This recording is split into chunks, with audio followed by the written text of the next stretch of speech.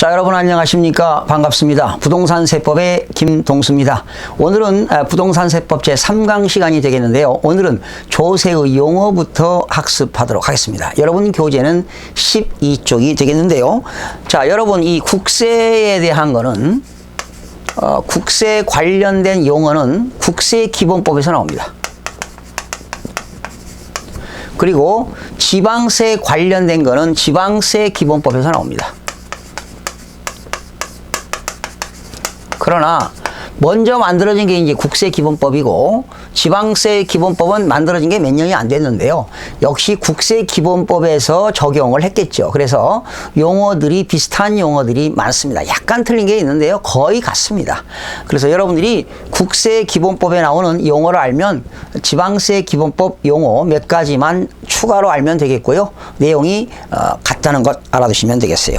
자, 우선 국세기본법의 목적 같은 건 시험에는 안 나오겠지만 거기 보시면 국세에 줄쳐봐요.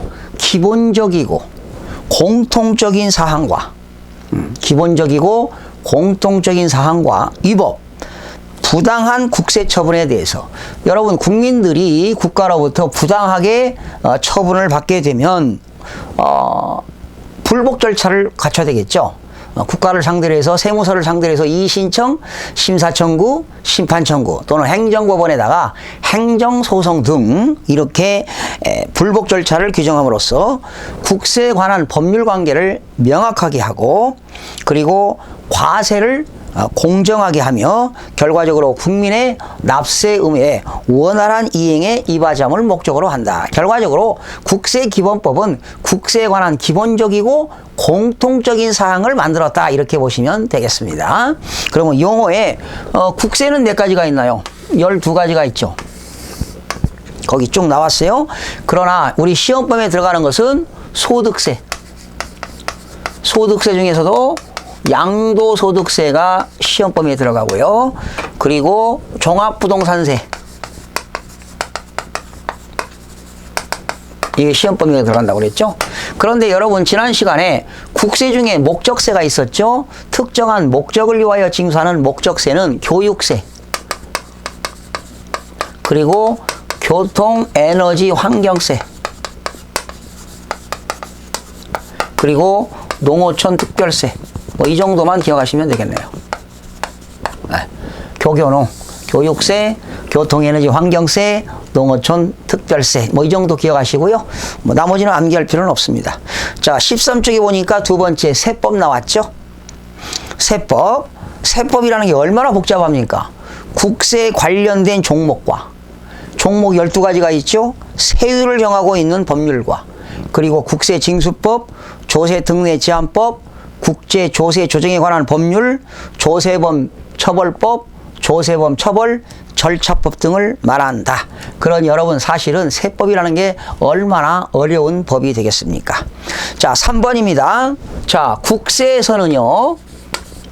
지방세가 있는데 약간씩 다른데 국세에서는 원천징수란 말 씁니다. 지방세에서는 특별징수란 말 쓰는데요. 여러분 저 회사에서 직장 다닐 때 월급을 받게 되면 회사가 종업원들에게 급여를 지급할 때 갑종근로소득세를 띄워주죠. 4대 보험 띄워주잖아요. 그러면 그 4대 보험도 띄지만 소득세도 띈단 말이죠. 갑종근로소득세. 그게 회사 돈입니까? 회사가 가지고 있다가 다음 달 10일까지 그 법인의 소재지를 관할하는 세무서에다가 신고하고 납부하도록 되어 있습니다. 그러니까 이 회사는 원천징수 의무자가 되겠죠. 원천징수. 그러니까 소득을 지급하는 사람이 그 소득을 받는 사람한테 세금을 띄어서 보관하고 있다가 일정 기간 안에 세무서에다가 납부하는 그러한 것을 원천징수라고 합니다. 그래서 그 회사를 원천징수 의무자라고 하고 지방세는 특별징수라고 합니다. 그러니까 지방세에 관련된 세금을 띄어가지고 과세관청에다 이제 이건 지방세는 시군구에다 납부하는 건데요. 이것은 특별징수다 이렇게 용어하면 되겠어요. 거기 보세요. 세법에 따라서 원천징수 의무자가 국세를 징수하는 걸 말한다. 국세를 징수하는 것을 원천징수라고 한다. 그러니까 결과적으로 회사는 원천징수 의무자가 되겠습니다. 4번에 가산세와 가산금 나왔죠? 4번하고 5번 줄쳐보세요. 가산세, 가산금.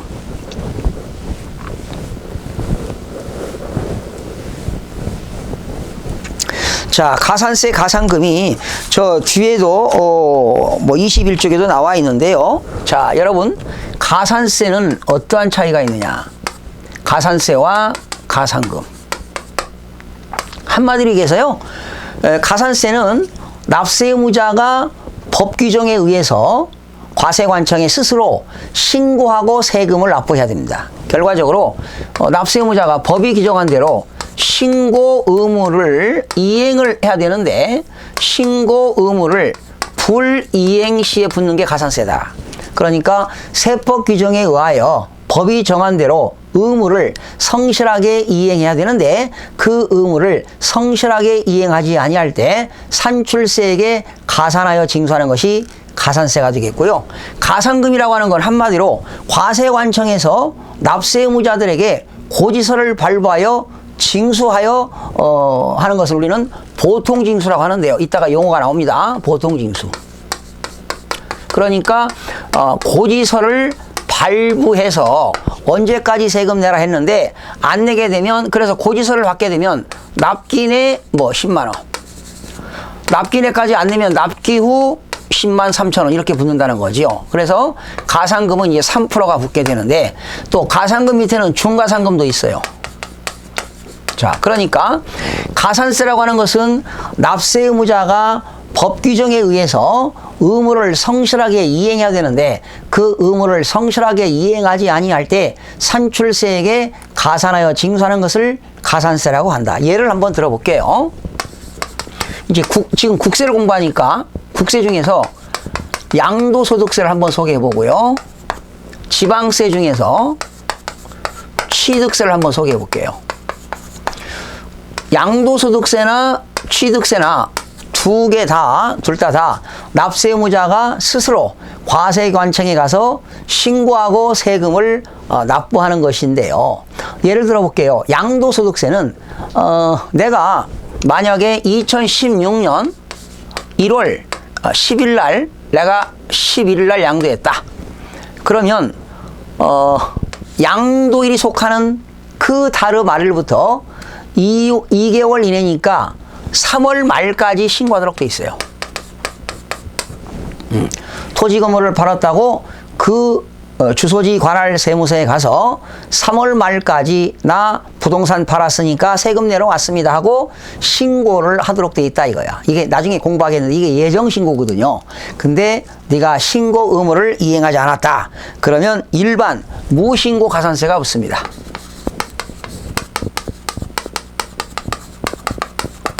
20% 붙어요. 일반 무신고 가산세. 신고하지 않았다. 일반 무신고 가산세.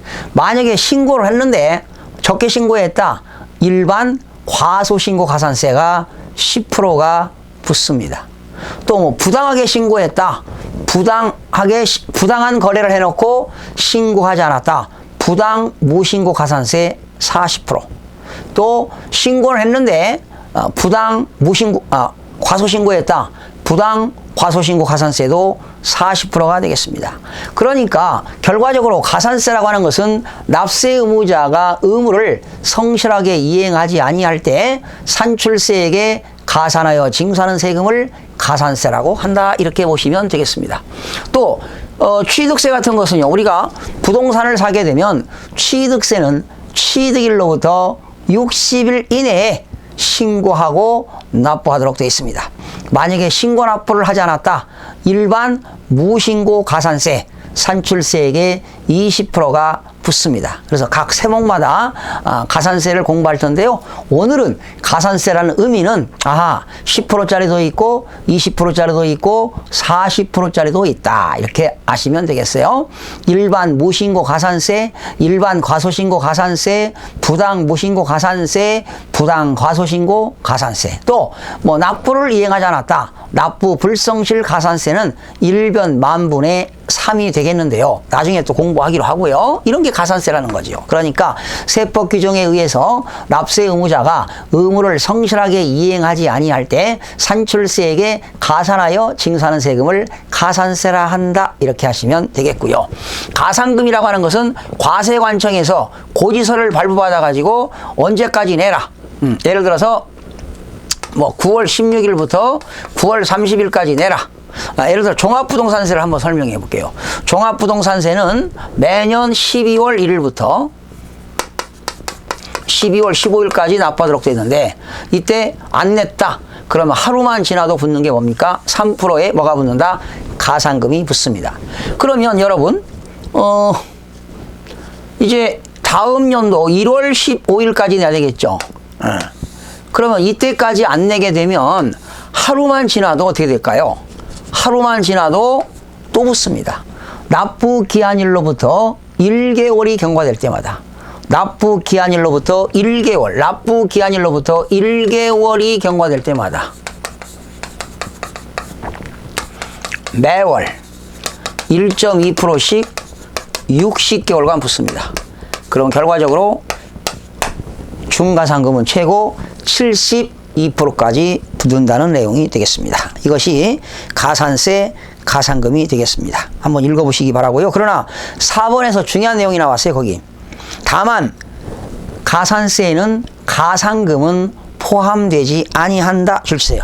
4번에 다만 가산금은 가산세에 포함되지 아니한다. 시험에 여러 번 나왔습니다. 6번 체납처분비입니다. 여러분 체납처분비는 여러분이 국가에다 세금 못 내니까 국가가 여러분 재산을 압류하고 보관하고 운반하고 공매 처분하는 데 들어가는 모든 비용을 체납처분비라고 합니다. 그러나 거기 매각을 대행하기 위해서 들어가는 수수료도 체납처분비에 포함이 되겠습니다. 그다음에 7번 지방세란 이제 지방세는 어디서 나오는 거냐? 지방세 기본법 규정에 의한 지방세를 말한다. 지방세는 11가지 세목이 있습니다. 쓰세요. 11가지 세목입니다. 지방세는 11가지 세목이 있습니다.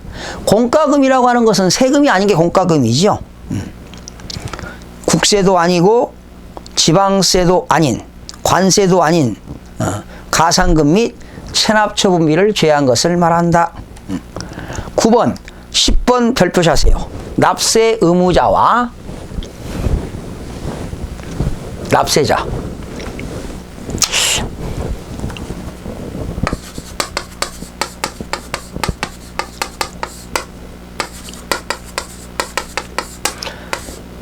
납세자하고요. 납세 의무자하고요. 납세자 중에서 어느 게 범위가 넓으냐? 납세자가 범위가 큽니다. 납세 의무자라고 하는 것은 세법에 따라서 국세를 납부할 의무가 있는 자. 납세 의무자는 세법에 따라서 국세를 또는 지방세를 국세뿐만 아니라 이제 국세에서는 국세가 되겠고 지방세법에서는 지방세 기본법에서는 지방세가 되겠죠. 그러니까 국세나 지방세에 대해서 납부할 의무가 있는 자, 납부할 의무가 있는 자를 납세 의무자라고 한다. 국세를 납부할 의무가 있는 자. 그러나 여기서 납세 의무자에는 원천징수 의무자는 제외됩니다. 거기 나왔죠. 국세를 징수하여 납부할 의무는 제외한다. 국세를 징수하여 납부할 의무는 제외된다. 그러니까 납세 의무자에는 원천징수 의무자는 제외가 되겠습니다. 납세자는 원천징수 의무자가 포함된다는 거죠. 그러니까 어떤 게 더 범위가 클까요? 납세자의 범위가 크게 되는 겁니다. 거기 납세자란 납세 의무자,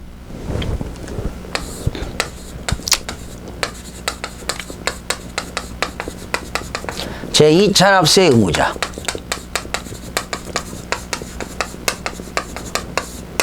또 보증인까지 포함되는 거죠. 거기 보증인, 2차 납세 의무자, 보증인 포함한다. 가로 열고, 국세를 징수하여 납부할 의무자.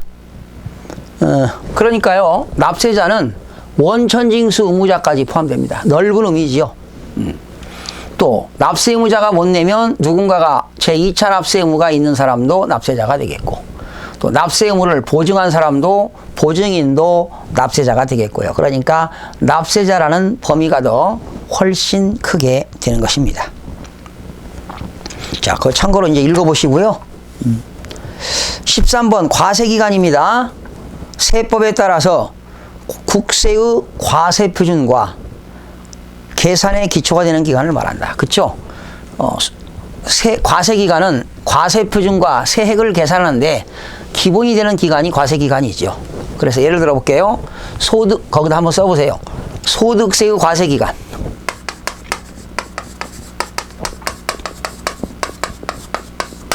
일반적으로 소득세의 과세기간은 1월 1일부터 12월 31일까지가 되겠습니다.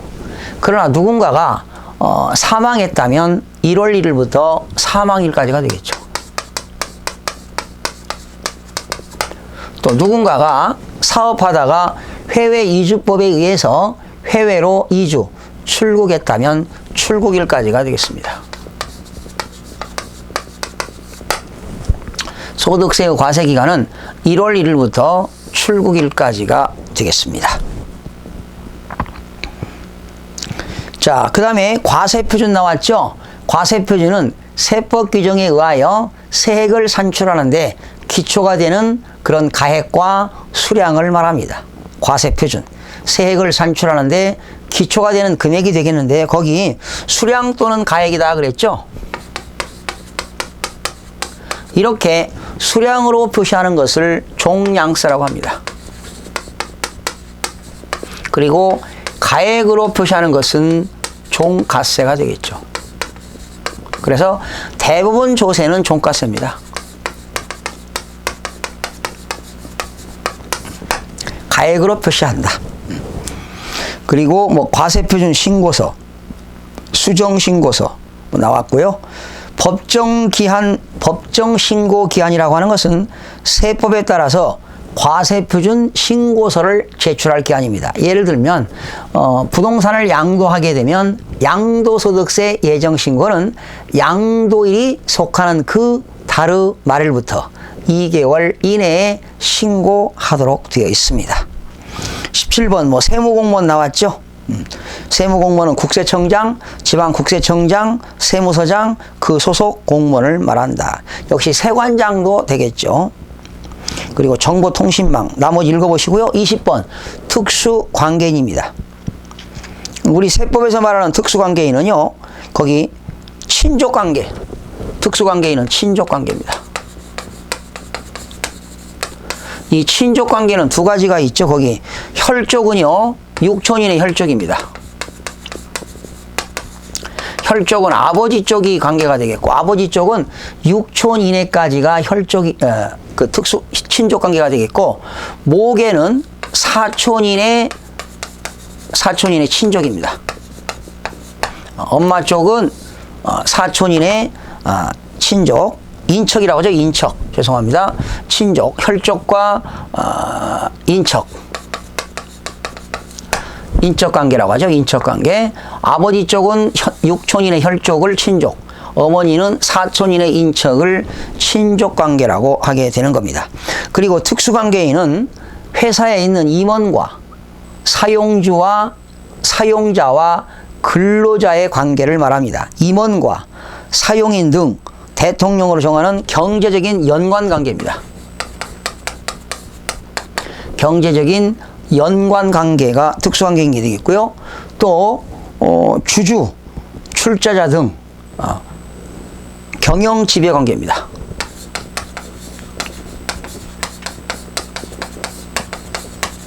경영을 지배한다. 주식을 갖고 있는 주주들은 그 회사를 지배하거나 경영에 참가하잖아요. 경영지배관계, 친족관계, 연관관계, 경영지배관계를 우리 세법에서는 특수관계인이라 이런 말을 쓰게 있습니다. 자, 3번입니다. 지방세 기본법에서 나오는 목적이 나오지요. 역시 지방세 기본법도 지방세에 관한 기본적인 사항을 정했죠. 또 부가징수에 필요한 사항 및 위법, 부당한 처분에 대한 불복 절차와 지방세 범칙 행위에 대한 처벌에 관한 사항을 규정함으로써 역시 지방세에 관한 법률 관계를 확실하게 하고 공정한 과세를 추구하며 지방자치단체 주민들의 납세 의무의 원활한 이행에 기여함을 목적으로 만든 것이 지방세 기본법인데요. 역시 용어의 정의가 34가지가 나와 있는데요. 지방자치단체라고 하는 건 뭐냐? 특별시장, 광역시장, 도지사, 시장, 군수, 구청장. 특별시장, 광역시장, 도지사는 광역단체장이 되겠고 시장, 군수, 구청장은 기초단체장이 되겠죠. 거기 지방자치단체장이란 특별시장, 광역시장, 도지사, 시장, 군수, 구청장을 말한다. 지방세라고 하는 것은 지방세는 특별시세, 광역시세, 도세, 시세, 군세, 구세가 있습니다. 그리고 네 번째, 지방세 관계법이라는 말이 나오죠. 지방세 관계법이란 지방세법, 지방세 특례 제한법, 조세 특례 제한법 및 제주특별자치도 설치 및 국제 자유도시 조성을 위한 특별법을 우리는 지방세 관계법이다, 이런 말이 나왔습니다. 여섯 번째, 표준세율 나왔죠. 지방자치단체가 지방세를 부과할 때 통상적으로 적용되는 세율을 우리는 표준세율이라고 합니다. 나머지는 한번 읽어보시고요. 지방세에서 세무공무원은 누굴까요? 지방자치단체장, 그리고 지방세 부가징수에 관한 사무에 대하여 이임을 받은 공무원이 되겠고요. 11번하고 12번은 납세 의무자와 납세자는 국세하고 동일합니다. 16번 신고납부입니다. 신고납부라고 하는 것은 납세 의무자가 납부할 지방세의 과세표준과세액을 과세관청에 스스로 신고하고 납부하는 것을 말합니다. 그런데 예를 들면 취득세는 취득일로부터 60일 이내에 신고납부하라고 했는데 안 하게 되면 의무 그 이행을 안 했다. 일반 무신고 가산세 20%가 붙습니다. 과거에 신고 불성실 가산세가 붙게 되는 겁니다. 부과라고 하는 건 뭐냐? 부담하게 하는 거죠. 과세관청이 납세의무자들에게 세금을 부담시키는 게 부과가 되겠고, 징수라는 건 뭐예요? 과세관청이 납세의무자들에게 세금을 거두어 드리는 것을 징수하게 됩니다.